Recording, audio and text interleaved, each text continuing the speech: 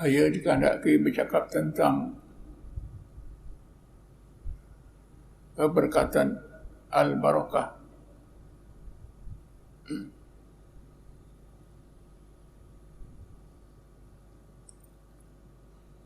Kalimah al-barakah memang sudah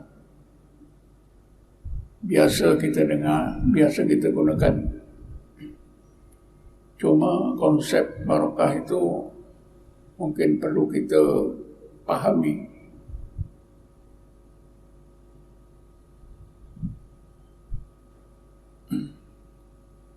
Barakah ada kaitannya dengan syafaat.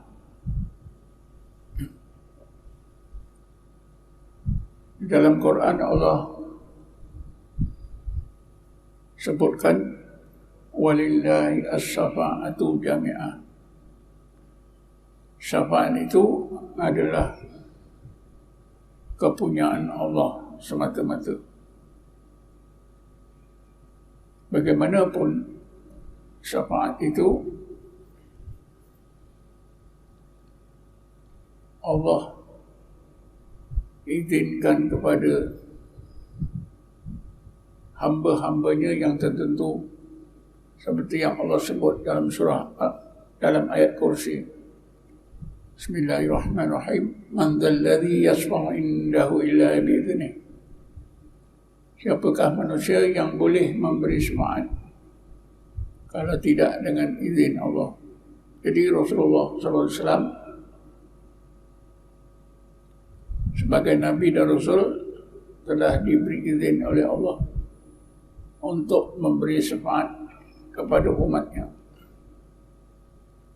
Dan di dalam bab akidah tentulah kita temui bab syafaat.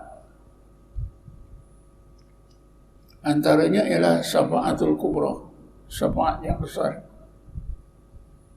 yang dikurniakan oleh Allah kepada Nabi Muhammad SAW, yang pernah Rasulullah sebut, "U'titu as-syafa'ata wa adkhartuha li ummati." Aku dikurniakan oleh Allah syafaat. Aku simpan syafaat itu untuk umatku, untuk aku gunakan di akhirat nanti bagi menyelamatkan umatku daripada masuk ke neraka. Jadi barakah adalah dari satu sudut barakah adalah mempunyai persamaan dengan as-syafa'ah. Barakah juga ada disebut oleh Allah dalam Quran, seperti yang dalam ayat 96 surah Al-A'raf yang telah saya bacakan tadi. Walau anna al-qura amanu wattaqau lafatahna alaihim barakatim minas sama'i wal ard. Kalau sekiranya penduduk negara itu beriman dan bertakwa, nescaya kami akan bukakan atas mereka berbagai keberkatan daripada langit dan bumi. Ringkasnya, al-barakah itu ialah kebaikan yang Allah limpahkan kepada manusia. Kebaikan itu bertambah-tambah dan kekal sampai hari akhirat. Ada 3 ciri. Yang pertama, kebaikan itu datangnya daripada Allah. Ciri yang kedua, bertambah-tambah, tidak berkurang. Dan ciri ketiga, kekal sampai hari akhirat. Itulah keberkatan. Bagaimanapun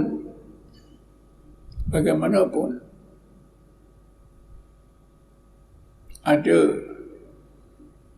di kalangan orang-orang yang beriman yang mempunyai pandangan bahwa syafaat dan barakah itu semata-mata Allah punya. Jadi tak ada manusia yang mempunyai syafaat dan barakah. Karena itu mereka menolak amalan tawassul, amalan tasawuf yang bertujuan mendapatkan barokah, terutamanya barokah syafaat daripada Rasulullah SAW, barokah daripada orang-orang yang alim, mereka yang hampir kepada Allah, golongan muqarrabun. Malahan mereka menganggap siapa yang minta barakah daripada manusia boleh terkeluar daripada Islam, menyekutukan Allah Subhanahu wa taala. Sebenarnya barakah itu ada dan memang berlaku.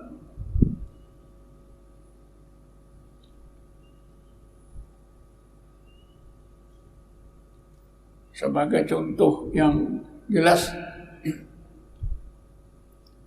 Ashabul Kahfi diperintah oleh Allah uzlah dan berkhalwat di dalam gua. Mereka berada dalam gua itu selama 309 tahun. Bismillahirrahmanirrahim. Walabisu fi kahfim 300 sinina wa zadu tis'ah. Mereka itu tinggal dalam gua itu selama 309 tahun. Keberkatan Ashabul Kahfi ini sangat jelas. Bukan saja mereka dapat menikmati keberkatan yang Allah limpahkan kepada mereka, tapi keberkatan yang Allah kurniakan kepada mereka itu terlimpah kepada anjing. Anjing yang mereka bawa, yang bertugas menjaga pintu gua, juga hidup selama 309 tahun. Karena keberkatan Ashabul Kahfi, anjing tersebut menjadi anjing yang paling panjang umurnya, 309 tahun. Tidak makan, tidak minum. Jadi bagaimana kita nak menolak berlakunya barakah?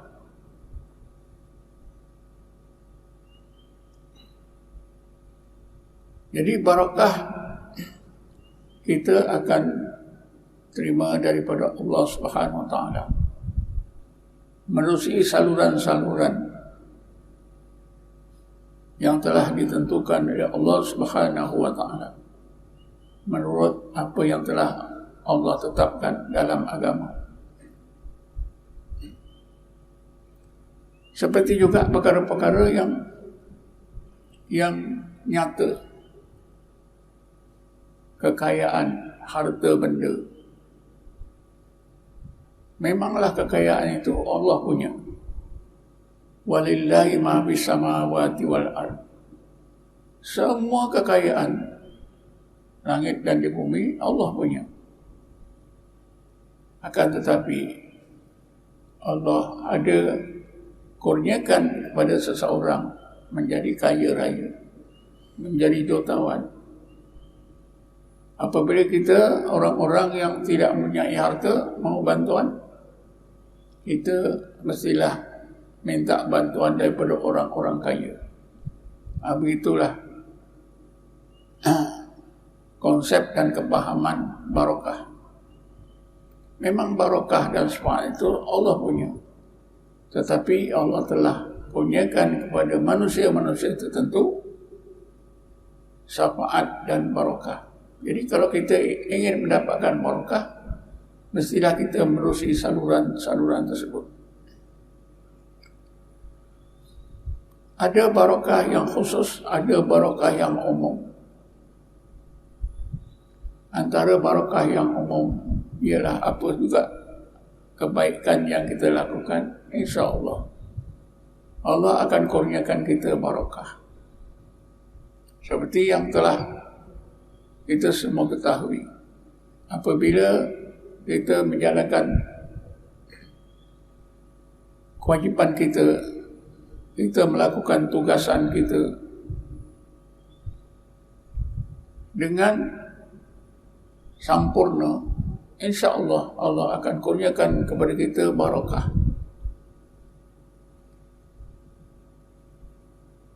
Kita boleh lihat sejauh mana kita akan dapat barakah daripada usaha kita melaksanakan tugasan kita seharian, menerusi kedudukan kita di sisi Allah Subhanahu wa taala. Semua orang yang beriman adalah hamba Allah. Bismillahirrahmanirrahim. Allahu waliyul ladzina amanu. Allah adalah Tuhan, pelindung, pengurus, yang mengurus, yang melindungi orang-orang yang beriman dengan sempurna. Jadi semua orang beriman adalah hamba Allah. Bila semua orang yang beriman itu sebagai hamba Allah, maka bila mereka melakukan tugasan mereka itu dilaksanakan semata-mata sebagai hamba Allah. Hamba Allah ada 4 jenis hamba Allah. Hamba Allah yang terbaik ialah abdun awwabun. Abdun awwabun. Inilah hamba Allah yang dilantik oleh Allah sebagai Nabi dan Rasul. Abdun awwabun adalah hamba Allah yang terbaik, yang hanya dicapai oleh para Nabi dan Rasul. Memanglah mereka dikurniakan oleh Allah syafaat dan keberkatan yang sempurna. Di bawah abdun awwabun ialah abdun munibun. Abdun munibun adalah hamba Allah yang terbaik, terdiri pada umat Nabi-Nabi dan Rasul-Rasul. Mereka inilah apabila melakukan tugasan mereka dapat mencapai amal yang terbaik. Disebut dalam Quran, Bismillahirrahmanirrahim, alladzina yastami'una al-qawla fayattabi'una ahsana. Mereka lah orang-orang yang bila mendengar pengajaran Allah, fayattabi'una ahsana, mereka lakukan dengan amalan yang terbaik. Karena mereka melakukan tugasan terbaik, tentulah mereka dapat limpahan barakah yang terbaik.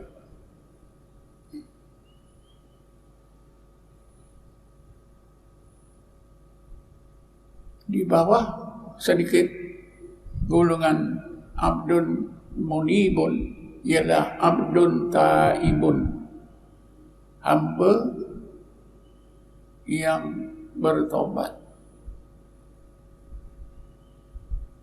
Mereka ini apabila melakukan tugasan, mereka lakukan secara bersungguh-sungguh, istiqamah, mengharapkan keridhaan Allah Subhanahu wa taala. Tetapi mereka tidak dapat mencapai taraf abdun munibun. Mereka tetap di tahap abdun taibun.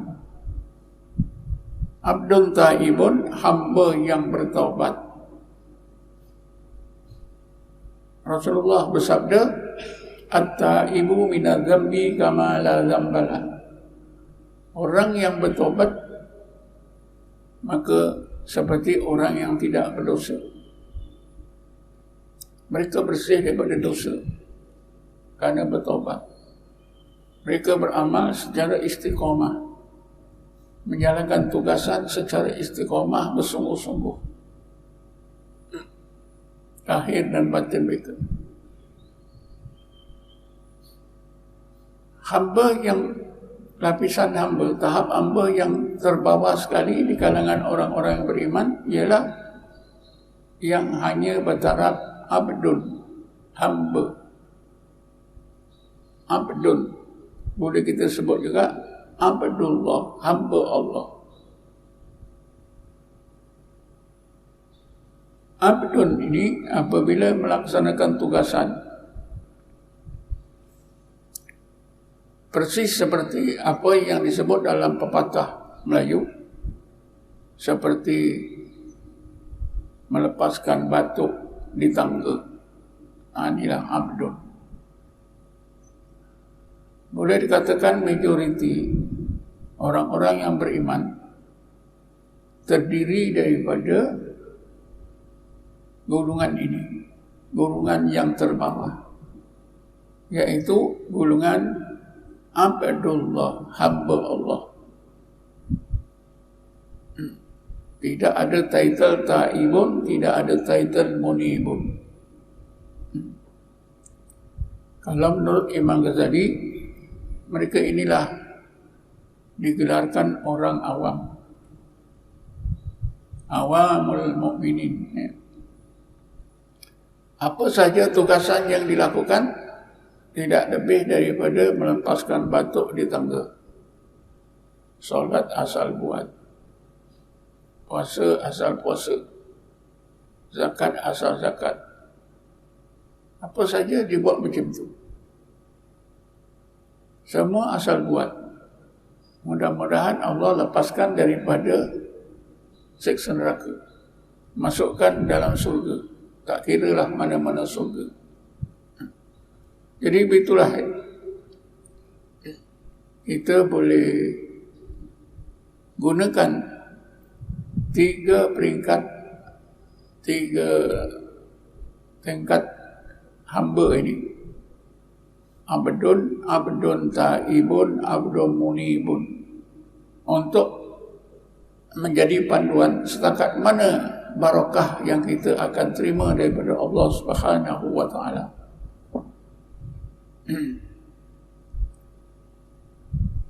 Oleh kerana itu, apabila kita mahu barakah yang lebih baik, lebih lengkap, lebih sempurna daripada Allah, maka kaedahnya tidak ada cara lain. Hendaklah kita baiki kedudukan atau taraf atau tahap kehambaan kita. Kita mesti usahakan supaya diri kita ini menjadi seorang abdun munibun. Abdun munibun. Siapakah dia abdun munibun?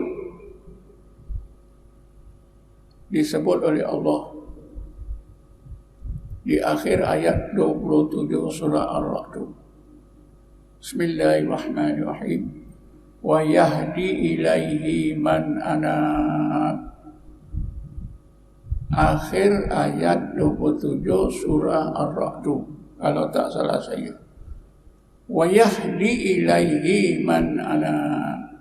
Dan Allah sentiasa memberi hidayah kepada orang-orang mukmin yang anaba ilaihi, yang menjadi abdun munibun.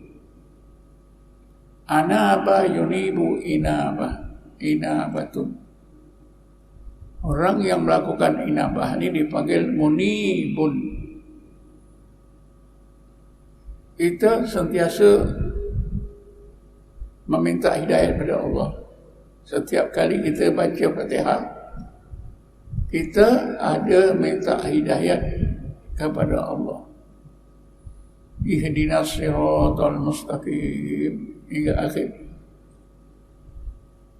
Maka Allah jawab di akhir ayat 27 surah Ra'd, wa yahdi ilaihi man anab. Wahai hambaku, kamu sentiasa minta hidayah daripada aku dengan menyebut ihdinas siratal mustaqim. Kamu ingatlah akhir ayat 27 surah Ar-Ra'd, wa yahdi ilaihi man anab. Allah sentiasa memberi hidayat kepada orang-orang mukmin yang munibun ilaihi, yang melakukan inabah. Ini syarat yang Allah tetapkan. Sebab itulah kita selalu merayu-rayu minta hidayat. Sekurang-kurangnya sehari semalam 17 kali dalam 17 kali Fatihah yang kita baca dalam sembahyang fardu. Sekurang-kurangnya 17 kali.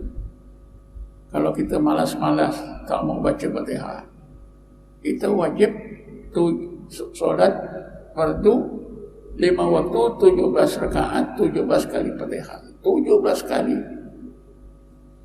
Kalau ditambah solat sunat, ditambah bacaan Fatihah, mungkin berpuluh kali kita minta. Tapi itu sayangnya, kita minta kan, kita tak sedar kita minta. Ihdinas siratal mustaqim. Mesin ini besar, agaknya beratus ribuan. Masing-masing baca ihdinas siratal mustaqim. Tapi berapa orang yang sedar dia minta hidayah? Berapa orang yang sedar? Ya, ratusan orang yang sedang sholat di masjid ini, berapa orang yang sedar dia minta hidayah kepada Allah? Kemudian berapa orang yang sedar syarat yang ditetapkan oleh Allah? Mungkin ya, sangat sedikit bilangannya. Sebab itulah kita bila berdepan dengan apa tadi konsep barokah, kita sendiri pun antara percaya dengan tak percaya.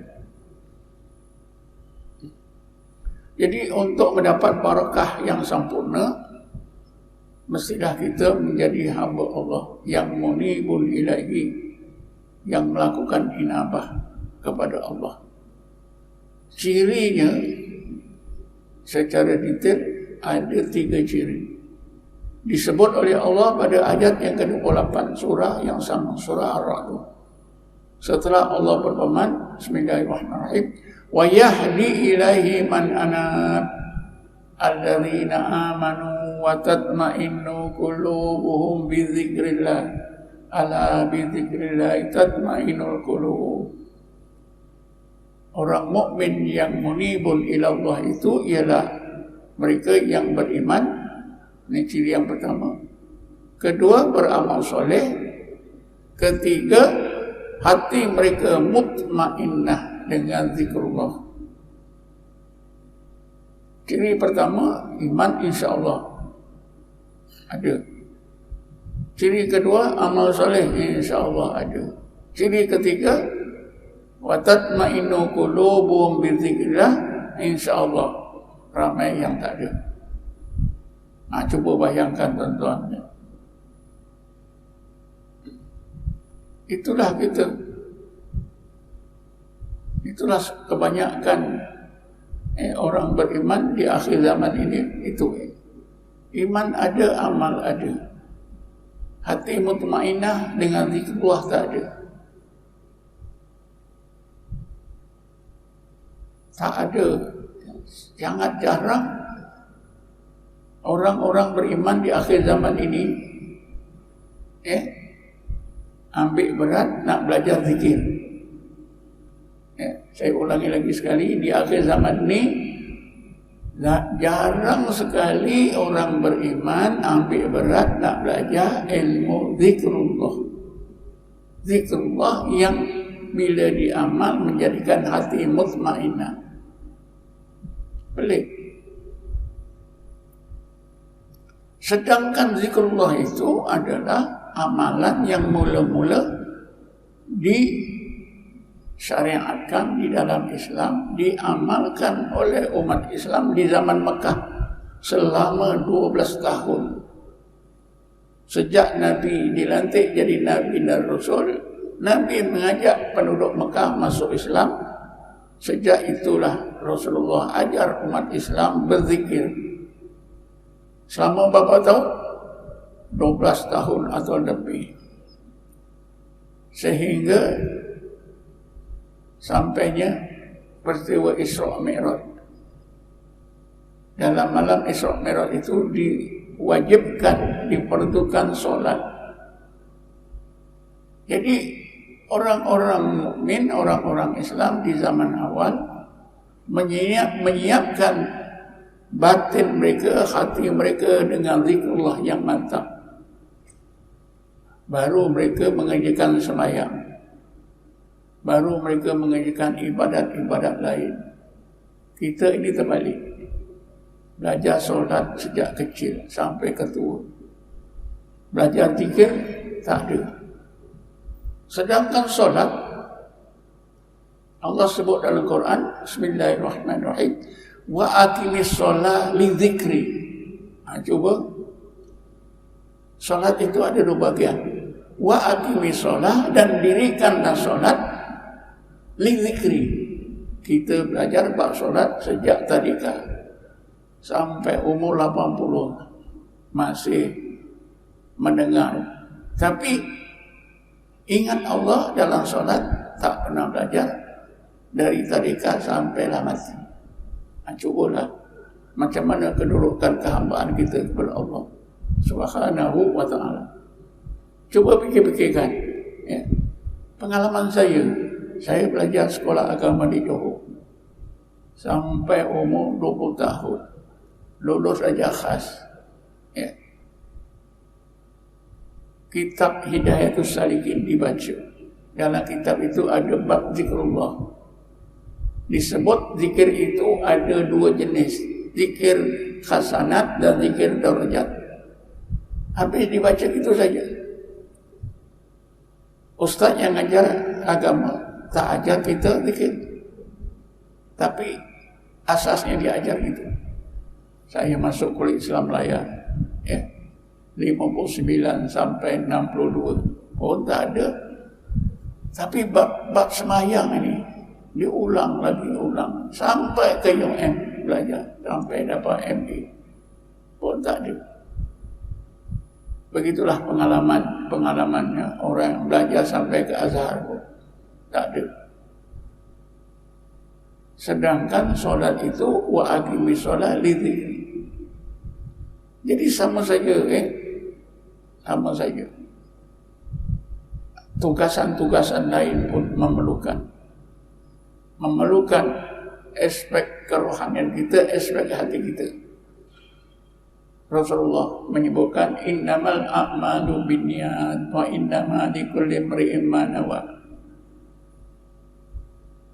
Niat pun hanya kita pahami kalau solat itu kita pahami permulaan solatnya. Usalli fardhu dhuhri arba'a raka'atin adaan lillahi ta'ala. Sengaja aku sembahyang zuhur rakaat karena Allah. Itu saja. Sedangkan an-niyatu harakatul qalbi. Niat itu gerak hati. Gerak hati itu mesti dijaga. Sebelum solat lagi, dalam solat lagi, sampai habis solat, ada gerak hati. Tapi kita hanya paham niat itu niat memulakan ibadat, lepas tu tak ada apatah lagi puasa. Sengaja aku puasa hari itu perlu bulan Ramadan kerana Allah. Lepas tu kita tak jaga gerak hati kita. Sebab apa? Kita faham niat itu dengan permulaan, meniatkan permulaan ibadat. Lepas itu kita tak peduli. Sedangkan niat itu ialah kharaqatul qalbi, gerak hati. Memanglah kita perlu meniat permulaan ibadat. Tapi selepas itu kita wajib jaga gerak hati kita. Jadi banyak perkara yang kita sudah terlepas pandang, kita tak faham. Kita berbalik semula ya. Sekiranya kita menjadi seorang abdun munibun, kita melaksanakan apa tugasan, insya-Allah kita akan dikurniakan Allah barakah yang sempurna. Karena Allah limpahkan barakah itu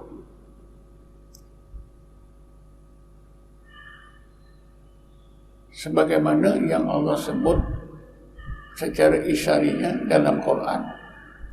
Bismillahirrahmanirrahim. Anzalallahu minas samai ma'an fasalat awdiyatun biqadariha. Satu-satunya ayat bila Allah sebut tentang air tidak menggunakan alif lam makrifah ialah ayat ini. Wa anzalallahu minas samai ma'an. Allah menurunkan daripada langit ma'an, tidak ada alif lam makrifah. Fasalat awdiyatun biqadariha, maka air itu akan mengalir ke lopak-lopak air di atas muka bumi sekadar besarnya masing-masing. Ayat ini sebenarnya Allah Subhanahu wa taala menjelaskan kepada kita ma'an di situ ialah bukan air seperti yang kita faham. Memanglah ma'an itu artinya air. Tetapi kenapa Allah tidak sambung dengan alif lam ma'rifah? Allah tidak sebutkan wa anzalallahu minas samai al-ma'a, tapi Allah buangkan alif lam, jadi ma'an. Ini menunjukkan ma'an di sini bukanlah air biasa, air rahmat, air ilmu, air barakah, dan apa-apa saja yang maknawiyah. Perkara-perkara maknawiyah itu Allah limpahkan kepada seluruh manusia. Cuma manusia ada yang mempunyai persediaan yang cukup, dapatlah air rahmat ini dengan banyak. Mana-mana yang tak bersedia, dia tak akan dapat. Begitulah keberkatan. Allah limpahkan sama saja kepada semua orang beriman. Tapi kenapa setengahnya tak dapat, setengahnya dapat banyak? Yang dapat banyak mempunyai persediaan yang cukup. Mereka inilah orang-orang yang dipanggil sebagai abdun munibun. Macam saya bercakap sekarang, ada yang dapat kepahaman yang banyak, ada yang tak dapat apa-apa, ada yang dapat kepahaman sebahagiannya, ada yang tak faham pun mungkin ada. Ini bergantung pada persediaan masing-masing. anzalallahu minas sama'i ma'an fasalat awdiyatun biqadariyah. Hujan turun ke atas muka bumi, ya. Katalah dekat kawasan Basti Usim, dia akan mengalir ke sana kemari. Kalau lopak air itu besar, tasik besar, dia akan dapat banyak. Mana-mana lopak air yang kecil dapat sikit. Kalau kita tadah baldi, dapatlah sikit. Kalau tadahan kita besar, dapatlah banyak. Itulah maksud Allah Subhanahu wa ta'ala. Jadi golongan hamba Abdul Munibun adalah hamba Allah yang mempunyai potensi untuk mendapatkan barakah yang paling banyak karena persediaannya cukup zahir dan batin mereka. Sebab itulah di dalam surah Al-Waqi'ah di akhirat nanti, ya, orang mukmin ini terbagi kepada dua golongan. Yang pertama, ashabul maimanah. Yang kedua, yang terbaik ialah golongan muqarrabun. Fa ashabul maimanah ma ashabul maimanah. Kemudian wasabiqun asabiqun ulaikal muqarrabun. Golongan muqarrabun inilah hamba-hamba Allah yang munibun ila Allah. Yang tadi ada 3 ciri: beriman, beramal soleh, hati mereka mutmainnah dengan zikrullah. Adapun ashabul maimanah, itulah hamba-hamba Allah yang disebut tadi abdun taibun. Ada satu lagi golongan sebenarnya, yaitu golongan mujrimin. Disebut dalam ayat yang lain, surah lain. Bismillahirrahmanirrahim. Kullu nafsin bima kasabat rahina illa ashabul maimana fi jannatin yatasaalun anil mujrimin. Al-mujrimin ini adalah orang-orang Islam yang dimasukkan ke neraka. Mereka inilah terdiri daripada apa yang saya sebut tadi, orang mukmin yang bergelar hamba, hamba Allah. Jadi golongan yang ke bawah iaitu hamba, inilah yang bila beramal semata-mata untuk melepaskan batuk di tangga. Karena itu mereka tak kisah sangat dalam melaksanakan tugasan. Asal buat jadilah. Jadi kebanyakan mereka dimasukkan ke neraka, jadi golongan mujrimin.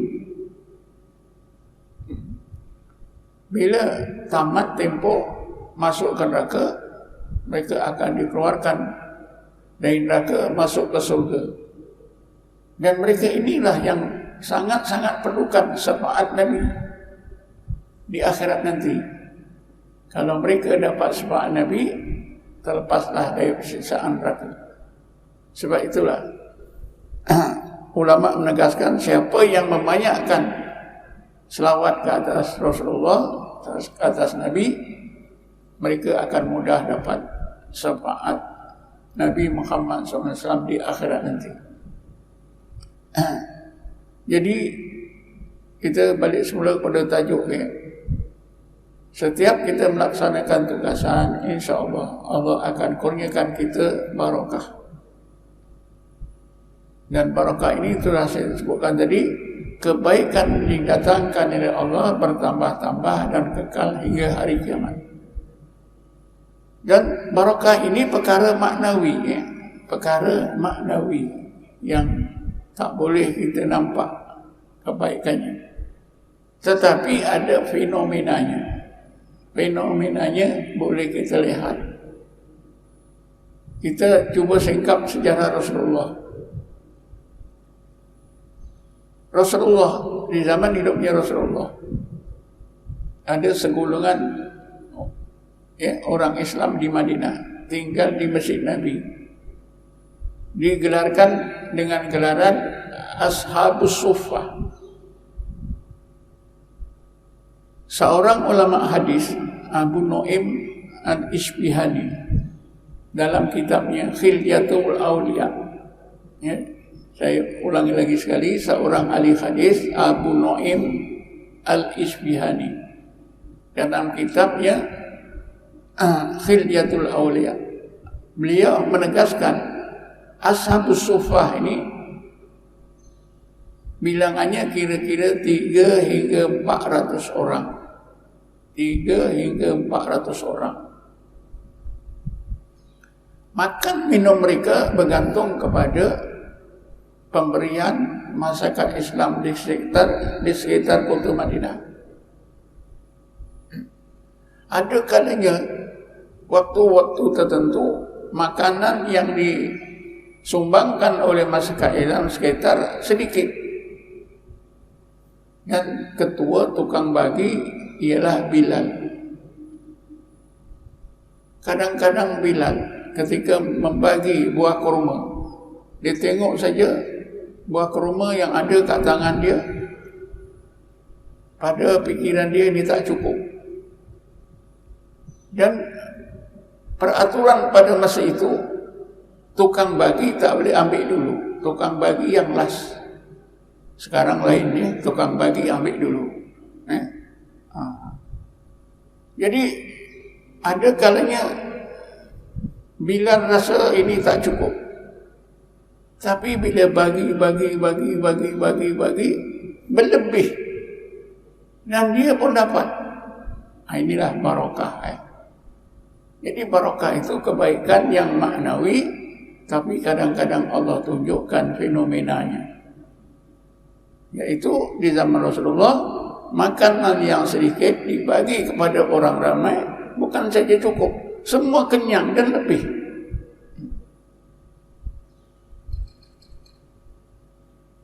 Tapi kita tak perlulah setiap masa nak tengok fenomena ini.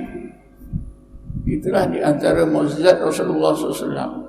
Kadang-kadang dengan tujuan untuk meyakinkan kita, Allah tunjukkan fenomenanya.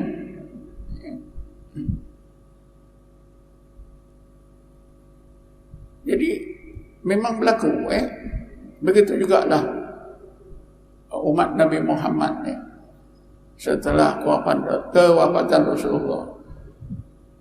Keberkatan itu yang maknawi itu kadang-kadang diperlihatkan oleh Allah fenomenanya supaya dapat meyakinkan kita. Jadi apa yang penting ialah keyakinan kita.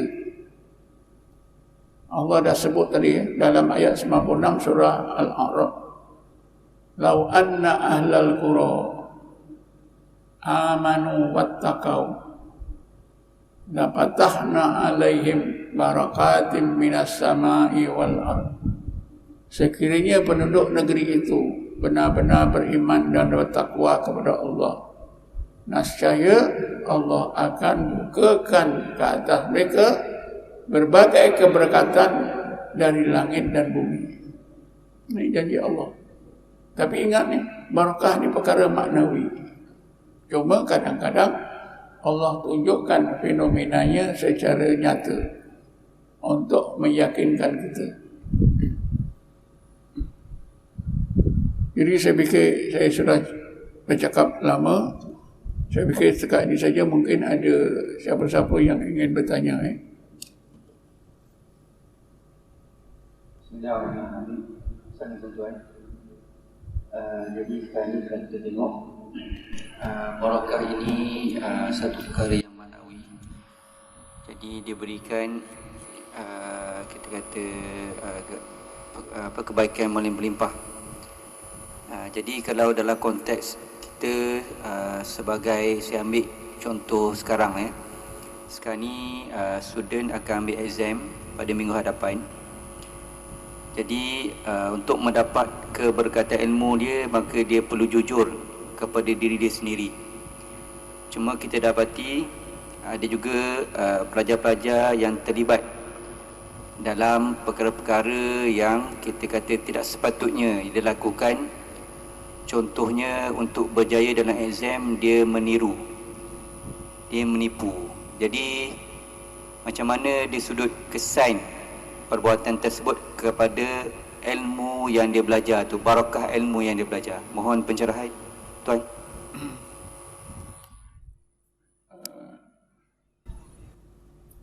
Ringkasnya ya, dia menipu dalam perpisahan. Menipu dalam perpisahan ni macam-macam boleh berlaku ya. Apa yang saya tahulah daripada pengalaman saya, kebocoran soalan. Kerana ini mungkin salah petugas, salah pensyarah itu sendiri. Kalau di masa saya ngajar di UM dulu, ada pensyarah yang suruh orang pejabat ya, untuk mencipta soalan. Jadi pekerja itu ambil satu soalan, dibagikan kenalan dia. Ini memang berlaku kan? Ini memang berlaku. Jadi itu kesalahan kerana pensyarah itu sendiri. Bukan itu saja ya. Semasa dulu lembaga peperiksaan belum ada ya, semua soalan SPM ke HSC dibuat oleh Cambridge. Ada orang-orang kaya yang menemui kaki tangan Cambridge untuk dapat soalan. Dan ini pun saya dapat tahu. Tapi ini habis sini sajalah ya. Jadi soalannya macam mana keberkatannya. Kita tahulah bila benda yang salah ini tentulah menjauhkan daripada keberkatan. Kerana itu ada ya, ada student, ada murid yang memang dia tak mau, walaupun diberi soalan bocor, dia tak mau. Ada, saya temui, tapi tak ramai. Ada murid sekolah menengah, pelajar universiti yang dapat soalan bocor, dia tak mau. Dia tak mau guna, dia tak mau tengok. Pasal apa? Perkara ni salah, dia berpegang.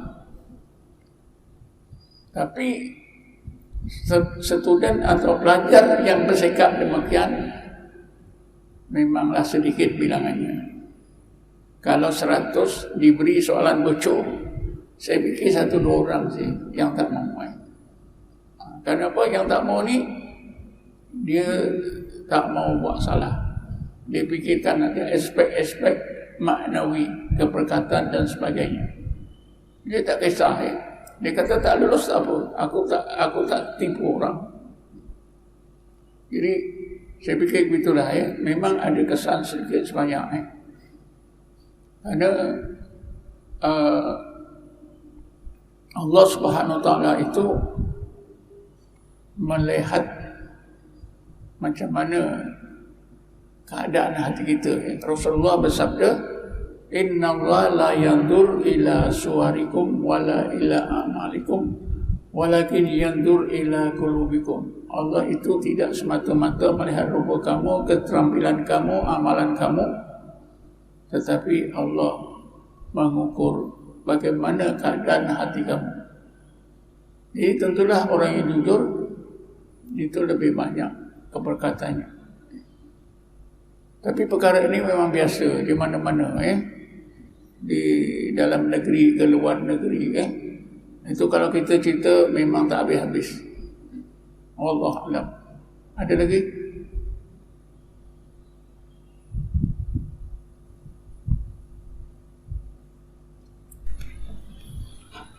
Bismillahirrahmanirrahim. Nama saya Muhammad Aisyah bin Hafiz Ma'mun, tahun 1 Quran, Fakulti Quran Sunnah. Saya ada satu soalan kepada Tuan Guru.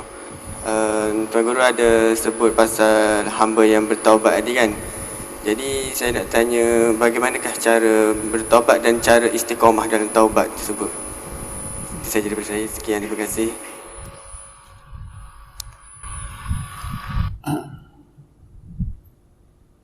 Bismillahirrahmanirrahim. Ramai orang mukmin yang bertobat, alhamdulillah. Tetapi mereka yang bertobat ini dia tak belajar bab tobat.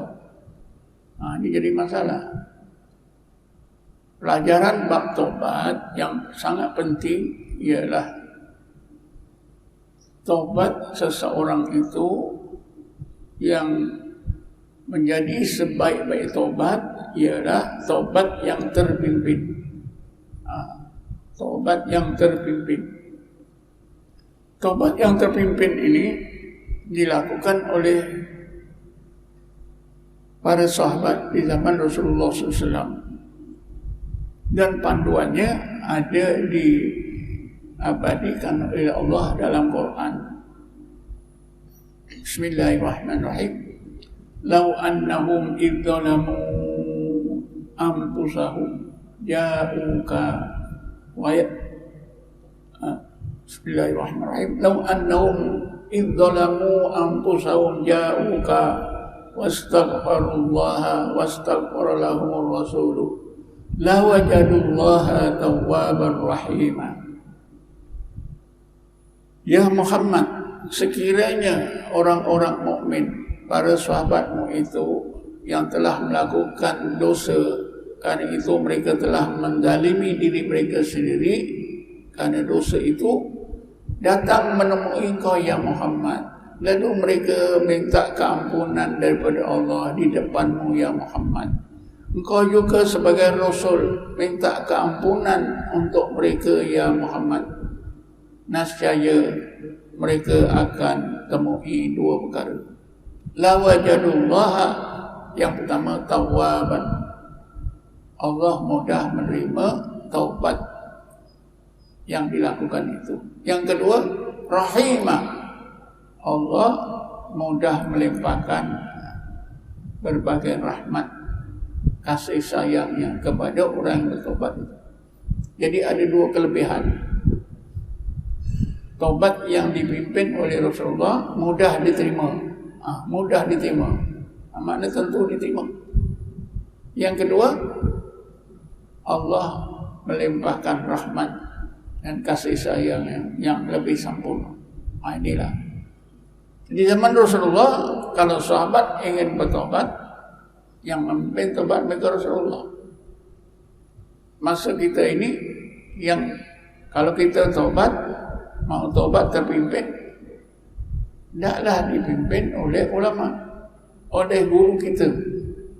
Tapi biasanya lah yang kita semua tahu, bila seseorang melakukan dosa, dia tobat sendirian, sorok-sorok.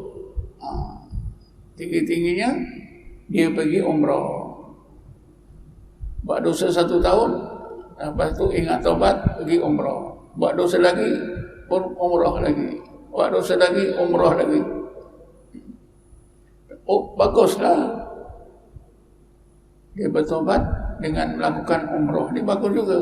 Ini bukan tak bagus, bagus. Tapi sayangnya tidak dipimpin. Yaitu tobat yang sebaik-baiknya boleh mencapai tobat ke tingkat inabah, ialah tobat yang terpimpin.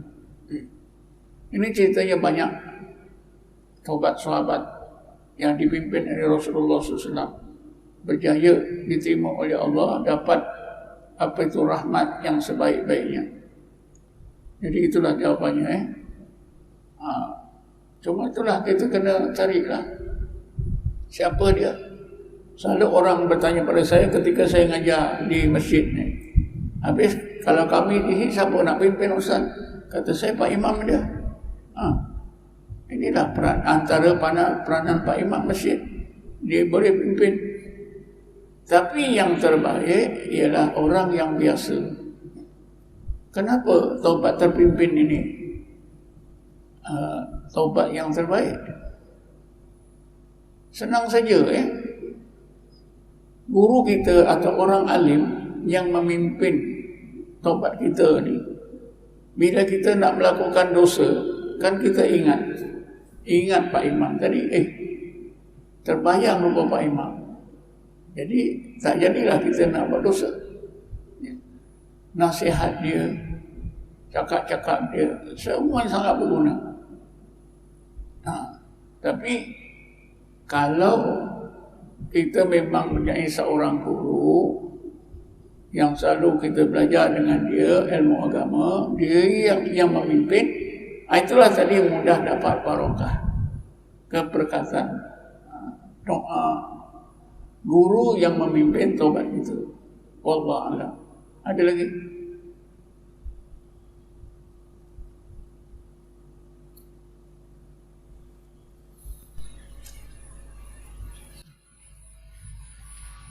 Assalamualaikum Tuan. Saya nak tanya tadi Tuan ada menyatakan kalau ada persediaan yang cukup, dia akan layak untuk terima banyak keberkatan. Jadi soalan saya, apa persediaan yang cukup untuk seseorang tu lakukan supaya dia layak untuk terima banyak keberkatan tu? Terima kasih.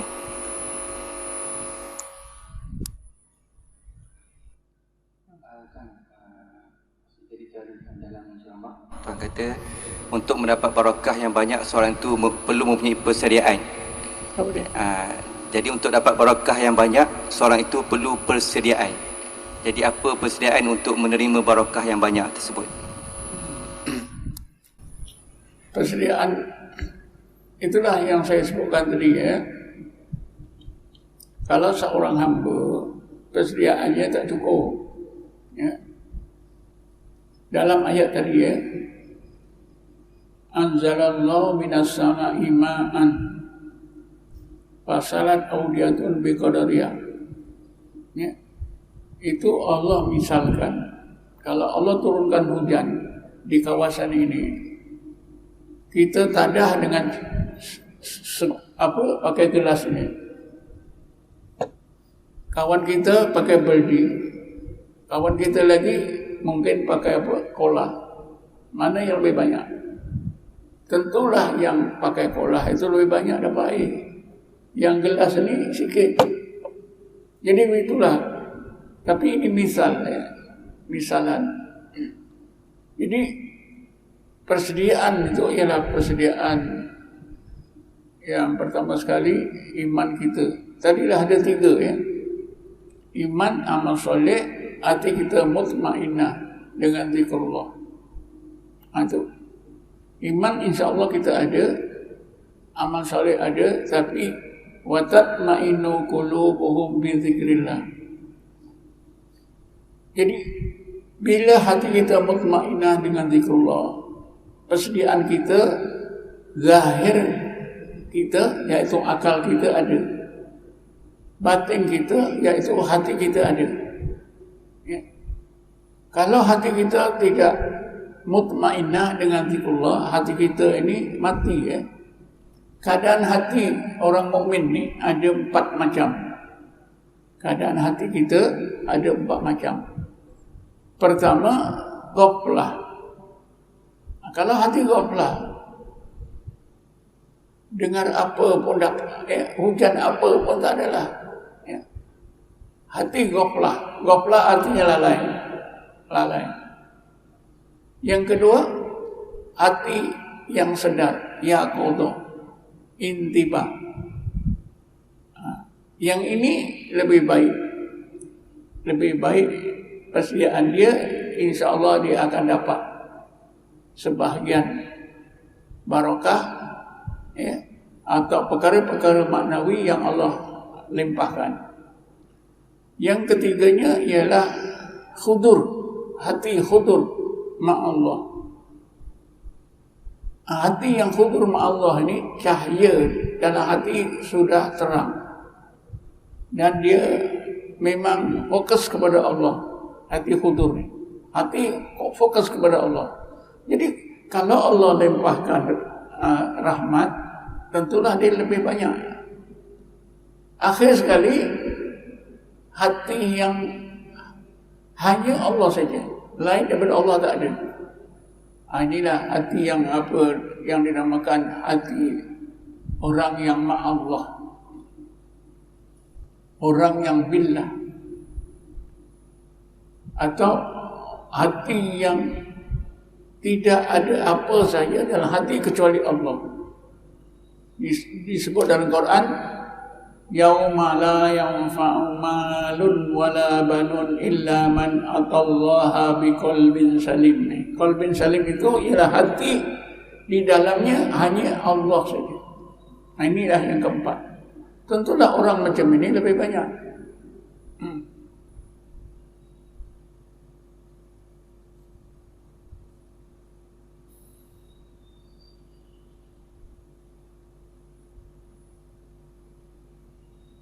Saya pikir boleh faham Kalau hati ghaflah memang sebut apa pun dia tak ada apa-apa lah.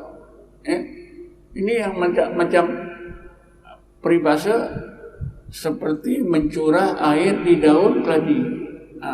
Ini hati yang ghaflah. Contohnya apa dia? Penagih dadah. Nasihatlah 10 hari. Tak pasal. Yang kedua, hati yang yaqadah atau intibah. Sudah hidup Intibah ni hati sudah hidup, sudah sedar. Bedanya orang tidur dengan orang jaga. Macam itulah. Bila hati sudah sedar, sudah dapat menerima limpahan-limpahan daripada Allah Ta'ala, tapi tidak sempurna. Bila hati khudur, ini memang lebih kuat lagi. Hati itu lebih mampu untuk menerima limpahan-limpahan daripada Allah SWT yang maknawi. Yang akhir sekali itulah. Yang akhir sekali hati hanya Allah saja. Tak ada yang lain. Ini ada makan hati itu billah. Hati itu billah, dengan Allah saja. La haula wa la quwata illa billah.